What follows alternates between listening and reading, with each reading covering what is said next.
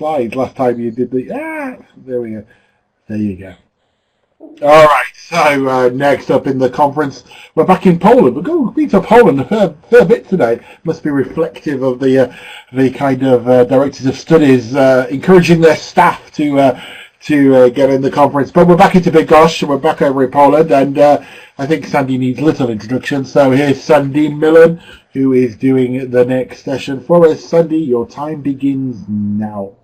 Thank you very much, Sean. Yeah, so one of the teachers who you saw earlier on today was Emma Johnston. She was talking about confidence with new teachers, and she's one of the teachers that I've been working with for the past couple of years. Glenn was working with her before that, and both of our schools are pretty much geared up to working with new teachers. So we have a lot of people who come to us straight off their CELTA, or maybe they come to us with 1 or 2 years of experience. So the idea of this talk is based on the teachers that I work with every day, but also the fact that I'm a CELTA trainer. So I work with quite a lot of pre-service teachers. But it was also partly inspired by a talk by Tessa Woodward called The Professional Life Cycles of Teachers. It was recorded at the 2013 TOC conference. And I would say that everybody should watch this. I recommend that all teachers watch this, including brand new teachers who've just started out, because it shows them something about the kind of stages they can expect to go through as a teacher. And although the years that are mentioned on there are kind of approximate, I think they are pretty similar for lots of different teachers. So the phase that I'm going to focus on in this particular talk is this survival phase that you've got the screenshot of on here. I'm afraid I don't have a link to this one. Stupidly, I didn't put a link to this on here. But if you Google the professional life cycles of teachers, you will get that straight away, or Sean's put it on there for you beautifully. So Tessa was basing part of her talk on a structure that was put together by somebody called Huberman, and he was looking at teachers, not just EFL teachers, but teachers from lots of different areas.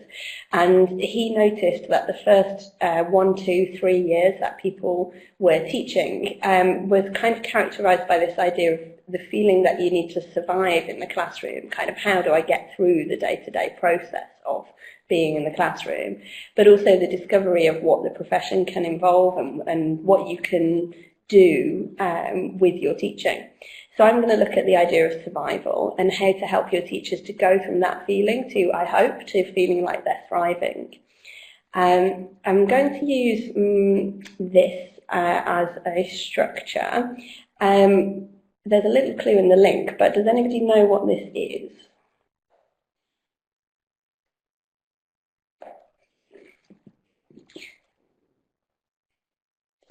Oh, nobody's answering, I don't think.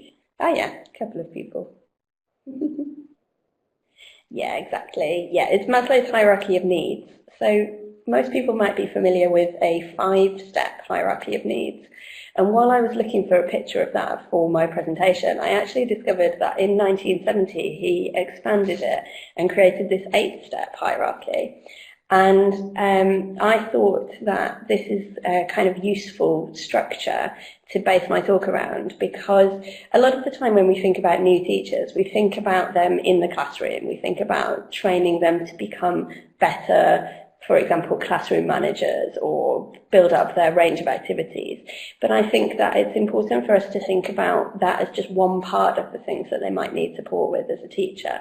So although I know some people find this structure or this pyramid problematic sometimes, I think it's a useful way to remind us that the cognitive side of things, the teaching side of things, is probably just one part of what we need to succeed. So I'm going to break it down and talk through each of the 8 steps and what I think you can do to help support teachers at those stages. So biological and physiological. Food and shelter, not a problem, right? Feel free, by the way, to add your ideas to the chat all the way through. If you've got teachers who are abroad for the first time, as quite a lot of our teachers are, this becomes a much bigger thing. Shelter how do you find your accommodation? Do you get support with finding your accommodation? Do you know how to deal with the language needs that you need for the accommodation? Where's the supermarket? How can I get food for myself? Things that might trip you up when you first start out, when you go into a supermarket, if it has different kind of norms to the supermarkets that you're used to, then you might find that you have trouble. For example, when I first arrived in the Czech Republic, I didn't realise that I had to weigh fruit and vegetables before myself and put stickers on them before I went to the counter. So the first 2 times I went to the supermarket, the first time I had no idea what was going on and the supermarket was about to close. And the next time I went, I had to not buy my fruit and veg because there was a massive queue behind me and I couldn't go and get it. So little things like that, like helping people with those cultural things that you might not think are important, they can make a big difference to the teachers. So, and another thing that you can do to help the teachers is give them a list or a Quizlet set or something of basic food words in the local language. So those ones are particularly relevant to people who are abroad for the first time. But most of the other things in the talk are relevant to any new teachers, regardless of whether they're at home or abroad. So for me, this very low level on Maslow's hierarchy of needs is probably the most important one and the one that we can help the teachers out with the most. So how do you help them to feel secure and how do you help them to feel stable and safe in their new environment? How, if they don't feel stable and safe, how can they focus on teaching because they've got more basic needs that they need to look at? For most new teachers, they're dealing with a new career. Count how many news this is. They're dealing with a new career, a new job, a new workplace, a new group of people, new expectations, a new lifestyle. If they're moving abroad for the first time, they might be dealing with a new country. They might be dealing with a new language. For a lot of people who are younger, maybe they've just come out of university and they've just become teachers, they might be dealing with a new level of independence. They may never have needed to be professionally independent in this way. I counted 9. That's a lot of insecurity and instability. So it can be hard for people to kind of settle in quickly at the beginning if there's all these things going on. Hannah, that's a great thing that you had that well-being officer at that school. I think that's something that especially bigger schools can do. So there are a few links around this post, around this slide. If you have a look on the left-hand side, you can see a link to Phil Longwell's talk about mental health and the mental health of English language teachers and some research that he's done. Within that, there's also a link to a talk that he did for IH Online about 6 weeks ago, I think, about mental health. I would highly recommend, again, that everybody go and watch that talk because I think one of the things that is starting to happen within our profession is that mental health is starting to become more visible. And I think if you are aware of the kind of things that might trigger stress, that might trigger insecurity, that might trigger instability for your teachers, I think you're more able to help them. Further to that, there's another link at the top of the slide, which is a useful infographic that's just been doing the rounds on Facebook in the last month or so, which is a set of key points for how to recognise anxiety in people. Again, if you maybe display that for people, if you show that it's okay to have those feelings, I think that teachers are more willing to talk to you or more willing to address those things with you as a manager or as a trainer. It's also important to be open to your teachers, to show them, as I said before, that these things are normal things, to show them that the process of new teacher stress that they're going through is a normal process that all of us go through. I can't think of any new teacher who just sails through it perfectly easily. I'm sure somebody will contradict me in the chat, but I think it's also important to offer the new teachers outlets for their stress and outlets for them to kind of get things off their chest. So, for example, at our school, we have a staff rep, Shannon, who's just commented. So if they don't feel like they can talk to the management, then they can go and talk to the staff rep, for example. Another really small thing, which I think makes a huge difference, is having tissues in your office. I would estimate that at least a third of my staff in any given year have cried in my office, including me. So it's quite useful to have tissues in the office, to know that those things are, to know that it's okay. And Lisa, I would say it's not necessarily what I'm doing to them, it's when they hit that stress level and they just come in and they explode. It's like, I can't deal with this anymore, why am I a teacher, what am I doing here? This is the thing of having an environment which is like 80 to 90% first and second year teachers. They don't have those calming influences, or as many calming influences in the staff room. We do have them, but we don't have quite as many as you might have in a team where there are kind of 3 or 4 new teachers. As you say, it's good to be empathetic, it's good to talk about your own experiences and to let them know that you're human. Another thing that I think can help with this security and stability is helping people with time management. So if you look at the link on the right-hand side, that's a presentation that I've done previously for TOC, where I talked about techniques for helping you to manage your time. If you're dealing with all of these new things, this new career, new job, new expectations, new lifestyle, all of these things, it can be difficult to know where to start or how to manage your time. So giving new teachers support with that or advice with that can be really useful. And I've mentioned stress a few times, giving them ideas for things to do to manage their stress. So send them to the IH links, the IH talks that have just happened in the wellbeing season, for example. There was a talk about mindfulness in there, for example. Help them out with things like that. And also, wherever you can, try and reduce the stress for the teachers. Look at something and think, really, do they really need to do it like that? So, for example, when we do observations, we don't grade observations because, for me, an observation should be a developmental thing. It should be something that they're coming in to learn from. We make our observations as similar to a normal lesson as possible. So the only extra thing that they have to do is complete a cover sheet, but they use their normal lesson plans. They don't need to change any other, they don't need to write out a formal lesson plan, for example. That's something that they do on CELTA or Delta or IHCYLT, but what we need to do is see what kind of lesson plans they're producing normally and how to help them with that.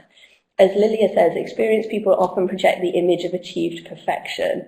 And so I quite often emphasize to them, I talk about my experiences as a new teacher. I talk about the stresses that I went through. I talk about the things that I've learned from my experience. I show them lesson plans that I produce now versus lesson plans that I used to produce. And I also point out to them that I regularly point out to them when they say, oh, but you're doing this, why can't I do that? Or how come you can get the students to listen to you and I can't, or whatever. I point out to them that they're seeing me 10 years in, 5 years after my Delta, 3-4 years into being a CELTA trainer, and I do point out to them that these things will come with time. But I think that stress management, that reducing that stress for them, I think is very, very useful. So that one I think is by far the most important of all of these 8 steps. Okay, so the next one. Being part of a group. What do you do to help your teachers feel like they're part of your school or part of the group within your school?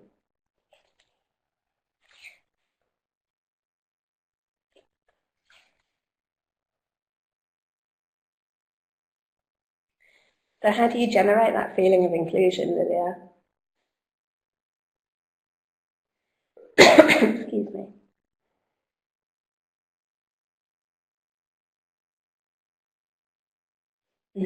Yeah, key expectations is really useful. Yeah, we have a meal at the beginning of every year. So the day before induction week starts, or the evening before induction week starts, we have a meal so that the first time people meet each other is in a social context rather than in a school context. We have a teacher social at the end of induction week as well. And we try, like, one of my tips is to organise social events or ask teachers to, and do it early and do it often. So, for example, this weekend, one of our teachers has just moved into a new flat, so she's having a flat warming party, and two of the other teachers, on Saturday, and two of the other teachers are having, like, organising a brunch for people. There are only 23 teachers at our school. So we do a lot of social events. I think especially if teachers are moving to new environments as well, it's useful to let them know how they can integrate in the school, in the local area as well. So things like, where can they find the gym?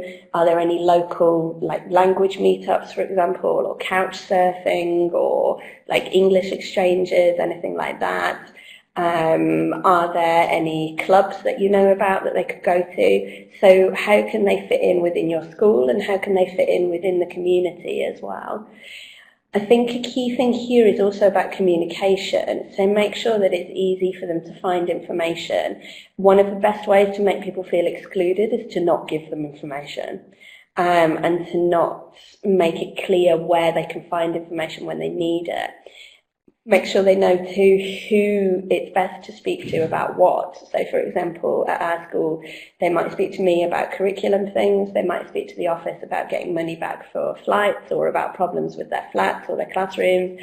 They might speak to the director if they've got kind of higher level problems or bigger problems, or if they've got problems with their pay, for example. One thing that I found this year, or that I've noticed this year, it's my third year at the school, is that some people also don't feel able to speak to some people. So they're all right coming to speak to me because they see me every day and they're used to talking to me. But I know that some people are a bit worried about going to speak to our director until after the first social has happened and they've seen him in another context. I don't know why, because he's lovely, but they have that feeling that they're not used to talking to him, so it's a little bit strange to go and start those conversations. So make sure they also feel able to go and speak to people. Another thing that you could do possibly here is mentoring, which is something that we're going to try and introduce next year. So as Lilia says, sometimes people seclude themselves. You can't force people to build connections, but you can keep offering them opportunities, asking them questions, reminding them that you were there to help. And I think, we're in May now, we've been going since September, and we still sometimes have to say to people, don't worry about coming to ask us questions. We are here, you can ask us questions, you can interrupt us. We might look busy. If we're genuinely so busy we can't answer your question, we will ask you to go and see somebody else, but most of the time we can answer your questions. The things that I've mentioned so far are kind of, most of them are in this IH Journal article from the last edition. So the link is there. That will be available for you after the talk as well. It's part of a series that I've started to write about working with new teachers. So you can have a look at that on the IH Journal website. So the next one is esteem. So I've mentioned before that it's good to emphasise to the teachers that you went through this process as a teacher. Maybe you're going through it as a manager, maybe you're going through it as a trainer. The process of new anything is a similar process of surviving, getting through it, what's going on. You need to be patient and respect their need to learn. Help them to build their confidence and help them to focus on what they can do, because a lot of new teachers particularly are very, very focused on all the things that they can't do, and emphasise the things that they can do. Get them to practice strength spotting, which is something that Sarah Mercer talked about a couple of years ago at IATEFL. I would also say don't expect them to do things that you can't or wouldn't do yourself. So, for example, we started to introduce video observations, but they're not obligatory, they're optional. And I videoed myself first before anybody else did. I videoed myself and put it onto the system for the teachers to watch. So yes, they balance that for them.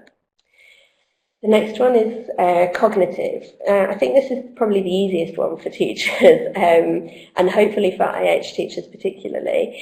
Give them lots of opportunities to learn, show them links to the online conference. We have level meetings, which are a kind of collaborative planning meeting where we share ideas and plan lessons together. We have workshops, we have a professional development group every week, give them the observations, but also get them involved in things like swap shops and giving workshops themselves. Encourage them, if they're an IH teacher, they've also got the IH short courses that are available to them. Encourage them to learn in the way that works for them. Some teachers work really well from following online courses, like a massive open online course like FutureLearn or Coursera. Some people learn better from face-to-face, some people learn better from observing themselves from videos. Help them to explore their own context as well. So I've called this kind of scaffolded freedom. Encourage them to explore in the directions that they want to learn, but offer the support that they need to do it. And the thing that I find helps here is about knowledge and understanding, and this need for meaning, is using metaphors with teachers. So I find there's particular metaphors that I end up using quite a lot. So one of them is the idea of mental bandwidth. So, for example, I say to teachers, if you have this much mental bandwidth, imagine that it's the internet or the computer. If you're trying to download a massive YouTube video, it takes up this much bandwidth, and then you only have this much left to deal with your emails or whatever. I think it's the same with your brain. If you're spending this much of your bandwidth thinking about what am I going to eat this evening, and then this much of your bandwidth thinking, I hate this group, I really don't want to teach them, I don't know what to do with them, and this much thinking, what comes next in my plan, I don't know what I'm doing, you only have this much left to pay attention to the students.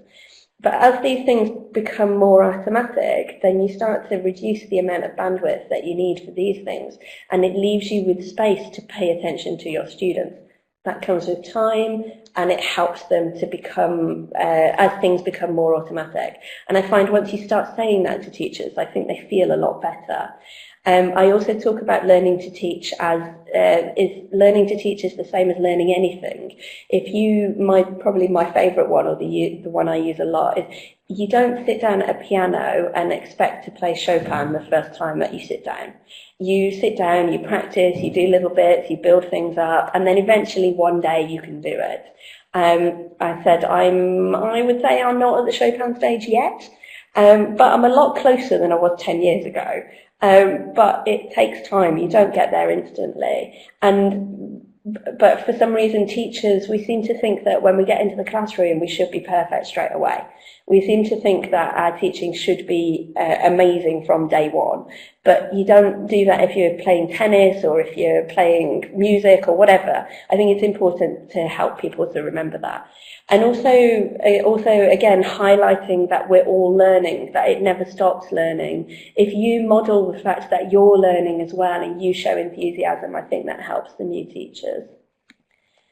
So this aesthetic one, this one's a little bit tenuous, but I think in terms of the search for beauty, I think we need to emphasise that not everything is going to be beautiful.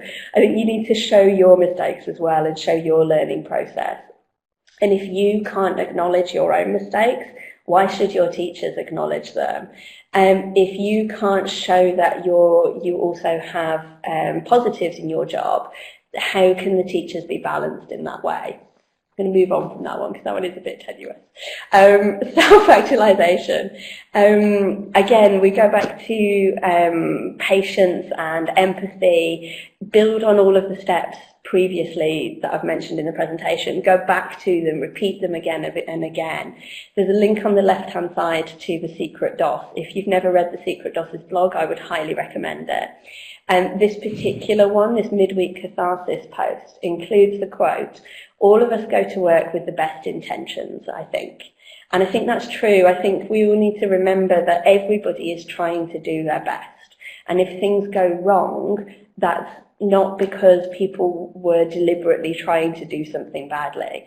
So that patience, that empathy is really important. If you give people the time and the space, they will realise their potential, they will grow. I had a conversation with a teacher during her professional development interview a couple of weeks ago, and she's in her mid-20s and told me that she doesn't think that she's achieved enough, despite the fact that she's done her MA, she's lived in multiple countries, she's a highly professional teacher.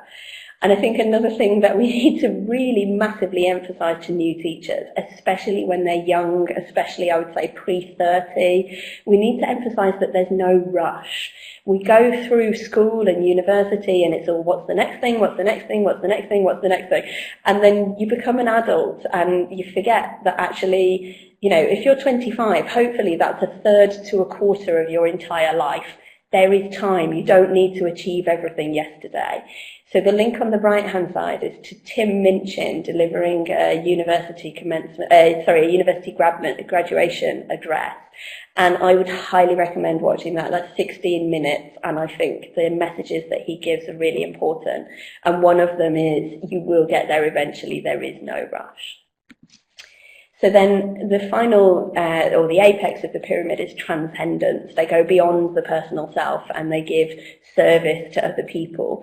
So you support them in this way and then they start sharing in things like the Teachers Online Conference. So for example, Emma is transcending today. We've also got another one of our teachers later today. She's been teaching for just over 12 months. Since September she's been with us and she is now sharing her presentation this afternoon, so Ruth's doing that later. Another quote from that same Secret DOS post: we need to talk to each other, we need to be able to share our perceptions with each other. If you get your teachers to this stage where they're working beyond themselves, they can help you too. They can give you feedback to help you to become a better trainer or a better manager. Another way that you might want to transcend things, and this is my little bit of advertising at the end of the talk, this is the ELT Playbook. This is something that I've put together designed for new teachers, ELT Playbook 1. It's a book that I've self-published. It's available for £5. It's divided into 6 areas, and each area has 5 tasks for new teachers to do. So one of them is back to basics, which is things like classroom management or using the whiteboard. Examining language, so looking at grammar, vocabulary, what it's like to learn a language yourself. Upgrading skills, one for each area, reading, writing, listening, speaking, plus one about context, I think it was. Being creative, so encouraging teachers to think a little bit more about how they can play in the classroom. That's the play part of the playbook. Exploring your context, which is something that I mentioned earlier on. And then teacher health and well-being, which we've mentioned a few times. So this is a series of tasks that teachers can do and get feedback from other people by sharing on a hashtag. There are also badges available. If they do all 5 tasks in a particular section, they can apply for a badge. And once they've got all 6 badges, they can get the badge for the whole book. This is the link at the bottom. ELT Playbook gives you a sample task and gives you information about the book. And there's a discount code, so 10% discount, so you can get it for £4.50 if you buy it through Smashwords between now and Sunday, so get in quick. If you have any questions about the playbook or about working with new teachers, please do feel free to get in touch with me. You can do that via my blog or Twitter, and at Sandy Millin, or with my email address there. And yeah, and hopefully the things in the talk will help you out with working with your new teachers. And please buy my book, because that will help me to keep doing things like this. The book is also going to be the first one in a series, hopefully. So the next one I'm writing is for new teacher trainers. So thank you very much for attending the talk, and I hope you found it useful. Will the next one presumably be called ELT Playbook 2? The return of the ELT? No, it'll be called ELT Playbook Teacher Training, but there will be an ELT Playbook 2 at some point. That's for the second year teachers. I see.